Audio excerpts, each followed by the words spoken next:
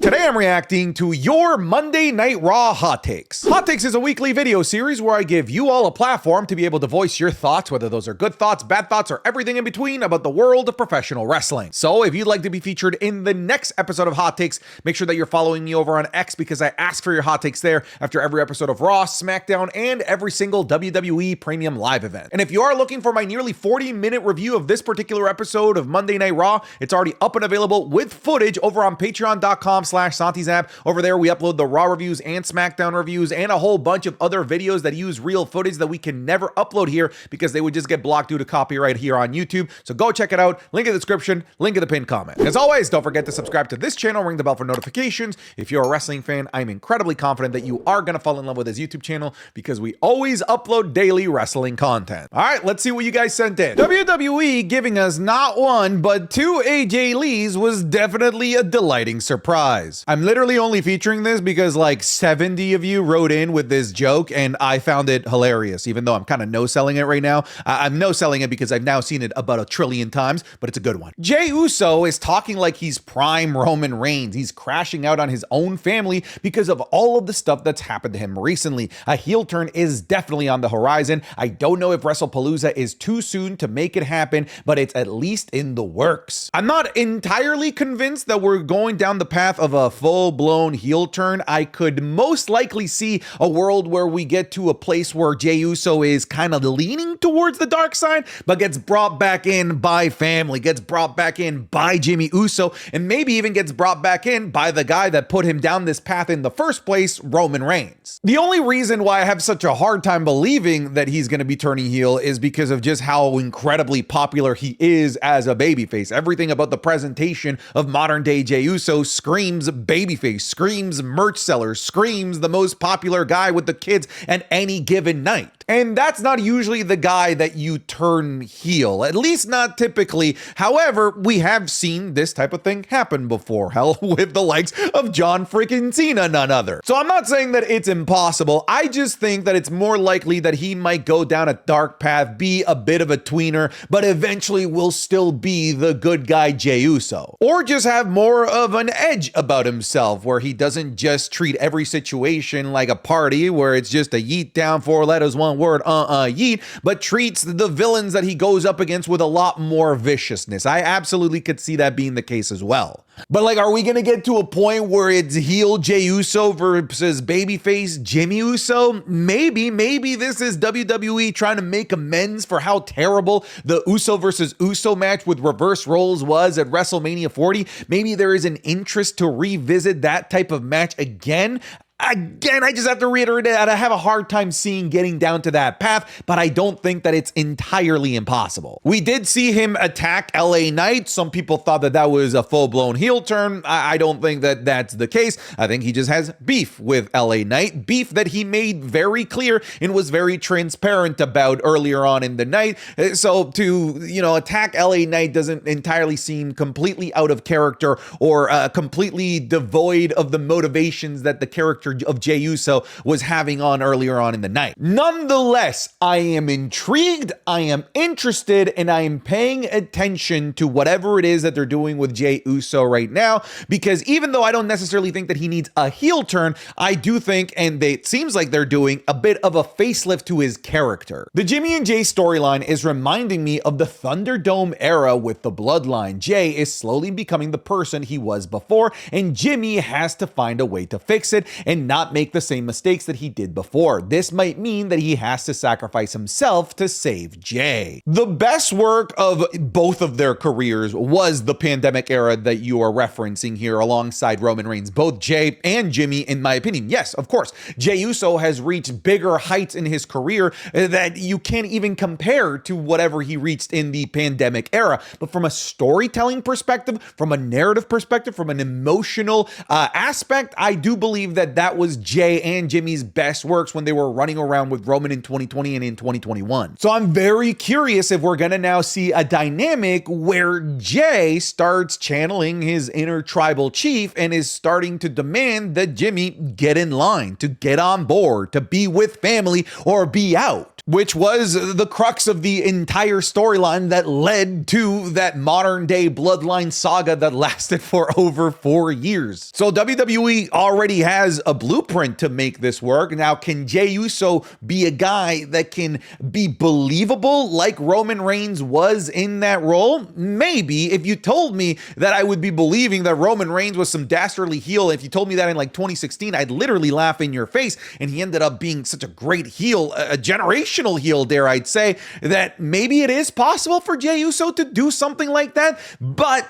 again, I'm just having a hard time connecting those dots and visualizing it. Now that AJ is officially on Raw, WWE should bring back Paige for the SmackDown Women's Division. Having the two women who truly started the women's evolution will bring so much life to the women's division. I don't know. I think I kind of have to push back. I think that there's a big difference between AJ Lee and Paige, not in terms of like skill or whatever. They're really cut from the same cloth. Like you said, they really were the two that helped advance women's professional wrestling at a time where there seemed to be no desire to advance women's professional wrestling, at least from the WWE side of things, and Paige played a massive role in that. The big difference is that WWE lost AJ Lee because AJ Lee no longer wanted to be there. WWE had Paige and had no desire to use Paige. So what would change if Paige were to all of a sudden return to the WWE? She's been there before. She's wanted to be with WWE before, and WWE had no interest in actually using her appropriately.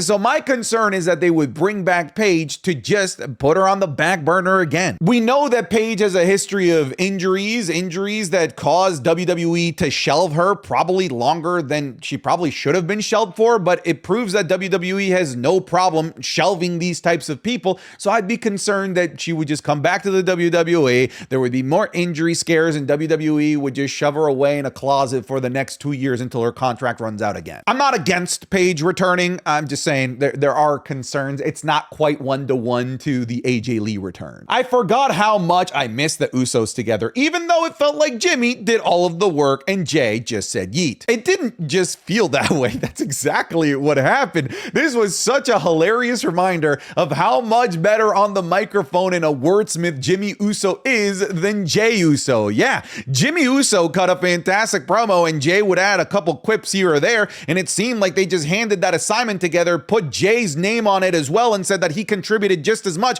when it was all Jimmy Uso. Here's the thing. I think that this is important. It is important to know Jey's limitations, and Jey's limitations have been his promos, his ability to string coherent sentences that can tell a strong narrative. What Jey is really good at from a narrative perspective is emotional storytelling, body language, facial language. But when it comes to like words and expressing himself, he's not great at it. And it's not entirely his fault. It's also the fans' fault who chant yeet every other word and make it really difficult for Jey to be able to tell a serious story. But now with Jimmy there, Jimmy can be the voice, the wordsmith to tell the story of Jey Uso becoming darker without the fans ruining it and saying yeet every time that Jey's getting serious. So I do think that this reunion of the Usos is going to be mutually beneficial for both of the guys. It's going to be beneficial to Jimmy because he's going to get the Jey rub. The popularity of Jey should hopefully rub on to Jimmy, but then Jey will benefit because of Jimmy's fantastic ability to cut promos and string words together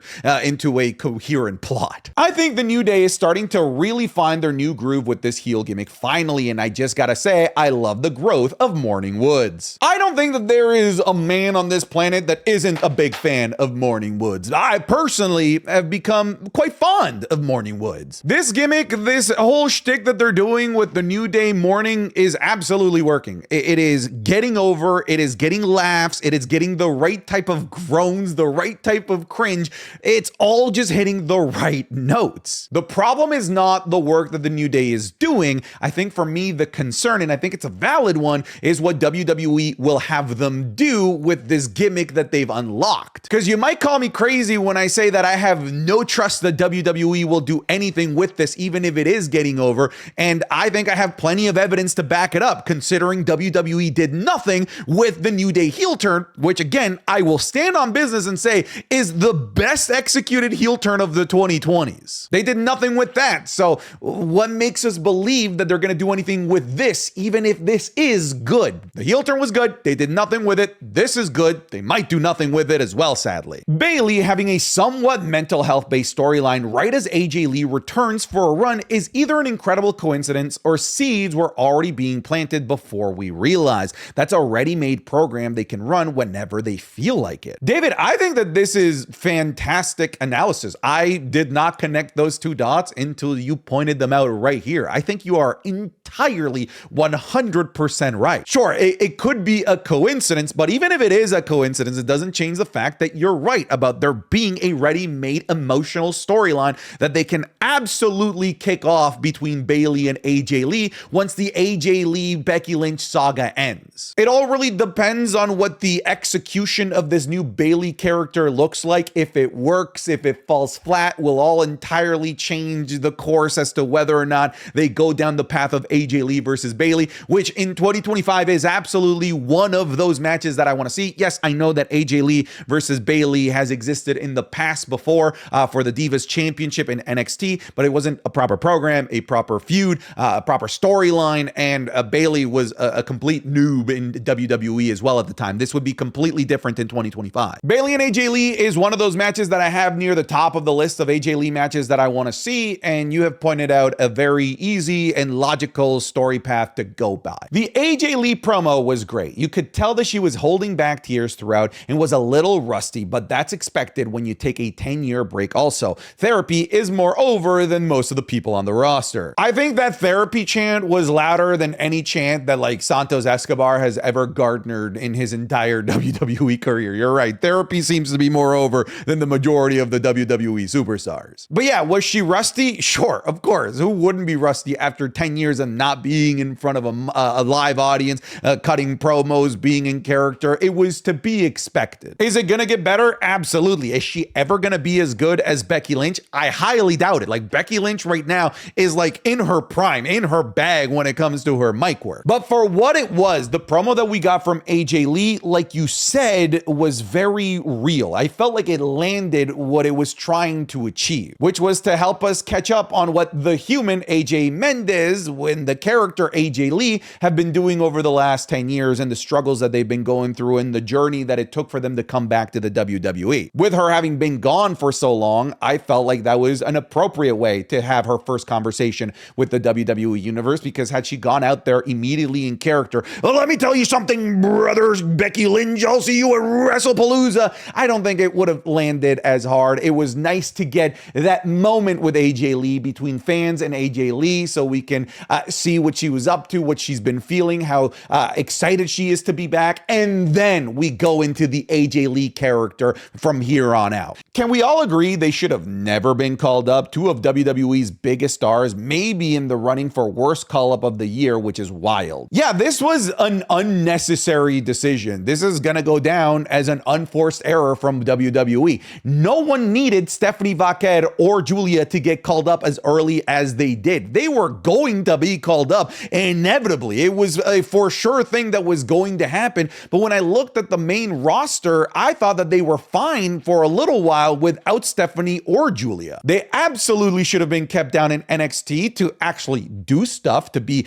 developed even more. If your concern is, well, they don't speak enough English for us to push them on the main roster, why'd you call them up in the first place? You might as well have left them down in NXT to get better at cutting English promos. But instead, they've been called up to do nothing, to be red flags and concerns for fans left, right, and center, with Julia barely being featured even though she's a champion, and Stephanie Vaquer rarely appearing on TV even though she is somebody that people are clamoring for. And it's also just so bizarre with how they've gone into a complete 360 with these two, because these two were being heavily featured upon their call-up. Stephanie Vaquer was having matches when she was still an NXT Women's Champion on Monday Night Raw, and then once they finally decide to do a full-time call-up, all of a sudden they say, nah, we're good, catering, goodbye. That sucks. That's annoying. You should have never called them up in the first place. I'm a huge believer of like, keep them in NXT until you've got something for them. Not until they're ready, until you have a storyline, until you have something to execute execute with them, because this story of NXT call-ups that have a lot of promise, like Stephanie Vaquer and Julia not being used to their full potential, this isn't new. This has been going on for like 10 years at this point, sadly. Raquel has been on one hell of a run lately. A world title reign is in her near future, and I'm all for it. Ladies and gentlemen, I can't believe I'm saying this, but I, Santi, am all in on Raquel Rodriguez. She is crushing it. Ever since her match at Night of Champions, she has been on a bit of a renaissance. She is having, as Sheamus would say, banger after banger after banger, whether it's singles matches or tag team matches. Raquel has been a constant highlight of the women's division. She has been consistently good in her in-ring performances, and that's not something that I could have said at the start of the year or last year or the year before that, where she was rather inconsistent. Good match, bad match, but now it's good, kind of across the board. And I hope that at some point gets rewarded. And there are things to be able to give a Raquel Rodriguez to reward her for her hard work now that we have women's tag titles, mid-card titles, and like you said, maybe somewhere down the line, a world title. I don't hate it. Ludwig has really improved in the ring, and I'm really impressed on how he's done as El Grande Americano. Plus, I really like his new entrance music. Okay, yes, Ludwig is good as El Grande Americano. I think pretty much everybody agrees with that. What I absolutely do not agree with you, and I guess music is subjective, it's an art, but I'm leaning towards you don't have ears. You like that entrance theme? That entrance theme is one of the worst cases of getting Def Rebel that I've seen in the 2020s. He went to a generic ass ole ole little techno remix of a vaguely Latin song. By the way, ole ole ole, that's a Matador thing. That's not from Mexico or the United States. That's from Spain. It literally sounds like they just remixed the Los Matadores theme from Primo and Epico and El Torito and gave it to El Grande Americano when he already had a theme that perfectly encapsulated his character. It's an iconic American jingle done in a mariachi way. Again, a bit of Americana, a little bit of Mexicana, with like the old sounding like clackingness of the 1960s. It was the perfect theme song from El Grande Americano, and you think that generic ass bullshit that they gave him is good? I don't know, brother. I disagree with you. I don't know that you have ears. I don't know that you got taste in music or art at all whatsoever. By the way, I do warn people when they send in these hot takes that they might get roasted. Boom, roasted. You have terrible taste in WWE music. Yeah, I think LA Knight has never been further away from the top, playing fifth wheel in this feud when he's not even in the match at WrestlePalooza, taking another loss. No way towards any world champion. He'll go down as one of the biggest what ifs in WWE history, in my opinion. There is still time to fix that what if. I still think that there is a possibility that somewhere down the line they might actually pull the trigger on an LA Knight. I never thought that they would pull the trigger on a Jey Uso, and they ultimately did. Not just pulled the trigger on him, but freaking gave him the Royal Rumble and a World Championship win at WrestleMania. That seemed to happen out of nowhere. It might potentially happen for LA Knight. I'm just saying, let's not entirely give up just yet, but when it comes to this situation that he's in, yeah, absolutely. This is fifth wheel material, left, right, and center. Yeah, he's main eventing Monday Night Raw, and he's done it now several times over the last month, but in all of those instances where he's main evented Monday Night Raw, he's been third, second, fourth, now fifth fiddle to bigger stars that get more shine on WWE than LA Knight. The video packages with Bayley continue to get more intriguing. However, they have gotten very repetitive with no real change every week. Hopefully soon they begin to actually make more development on the actual Raw arenas. Okay, I kind of get where you're coming from in that there's no development in terms of her interacting with other people, but I disagree in the sense that they aren't evolving, because remember, the first week it was just Bayley candidly talking to the camera, thinking that she's not good enough. The week after that is her talking to the camera, and then ding dong hello, Karen Bayley starts talking in her head. And then the week after that, it's both Karen Bayley and Hugger Bayley. And this week, it's not her hearing voices in her head, it was her actually talking as if she was Hugger Bayley or Karen Ding Dong Hello Bayley. So there is evolution within the Bayley character, but there hasn't been storyline progression. So I agree with you in that sentiment, but disagree in the sense that like they haven't been evolving. This is the biggest mixed tag match of all time. Two of the biggest couples in WWE history will compete at WrestlePalooza. I am still not used to that stupid ass name. WrestlePalooza should have just been, I don't know, No Mercy or Wrestle Bonanza would have probably been better than WrestlePalooza. Yes, I agree. This is the biggest mixed tag match of all time. I don't think that you could actually make a bigger one if you tried. Sure, you could try and get crazy and be like, Rhea Ripley teaming up with Stone Cold Steve Austin going up against Charlotte and The Rock. I guess, yeah, that would be bigger, but that wouldn't actually make sense. This is a mixed tag match that is huge, that is needle moving, that is a draw, that is must watch, that makes sense from a storyline perspective, and I don't think that they'll ever be able to replicate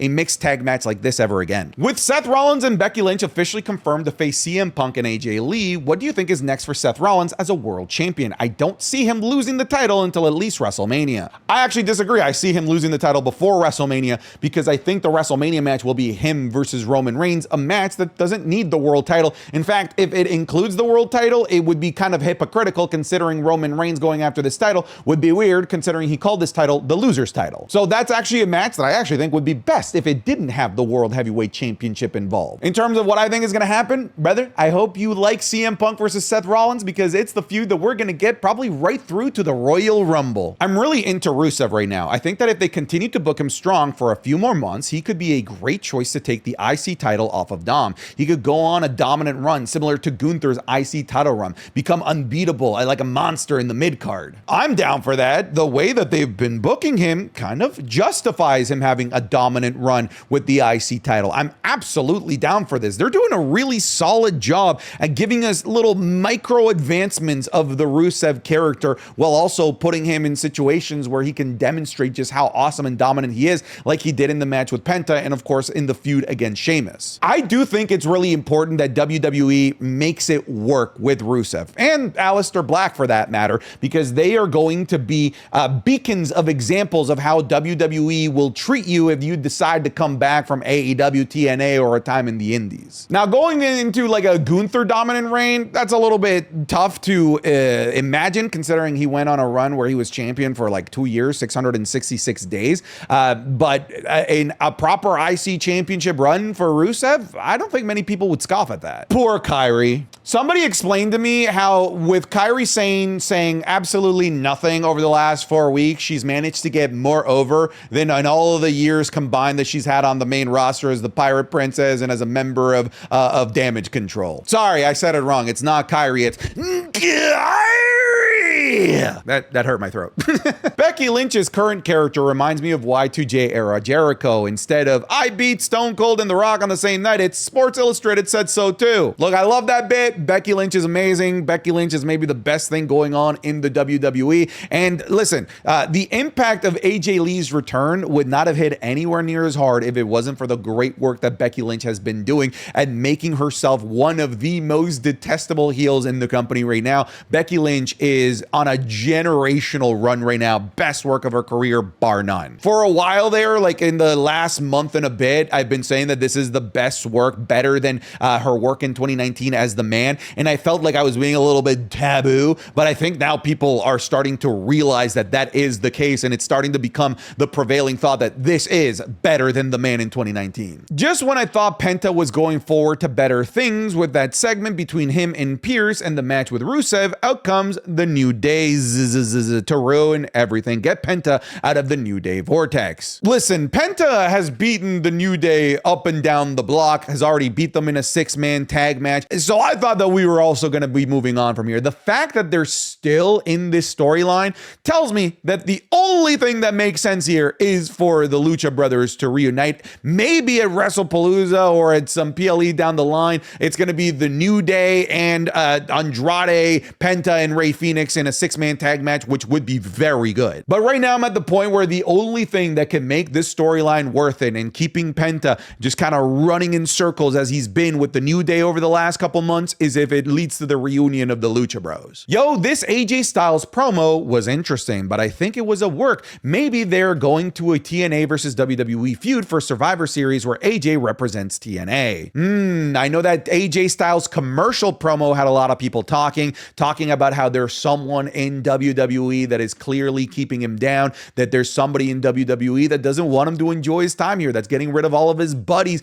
and making sure that he doesn't succeed. And he said, I'm sure you guys all know who I'm talking about, and a lot of people are connecting the dots that that's Triple H just booking AJ Styles horribly. AJ Styles is AJ Styles. He's a consummate professional that's at the end of his career. He's not going to go into business for himself. This is a story somewhere down the line, and I like the idea of it being something to do with TNA. In fact, let me shoot for the moon here. All right, this is a major prediction that will probably be wrong, but if it lands, that'd be insane. This could be the catalyst of a storyline that leads to the purchase of TNA. It's possible that maybe they've already agreed to a purchase at some point, and that they're going to use this AJ Styles storyline going to TNA and creating some sort of rebellion over there against WWE to be the way that they tell the story of the purchase. Because I would have liked for them to tell a story with the purchase of AAA. They just kind of purchased AAA and said, here's all these new guys that we have. But I think it would have been cool had they done a storyline with the purchase. Maybe that's what they're planning on doing here with TNA. I know it's a crazy shot in the dark, but maybe. All right, folks, thanks so much for watching this episode of Hot Takes. I'll see you guys in the next one. Take care. Goodbye. Get out of here.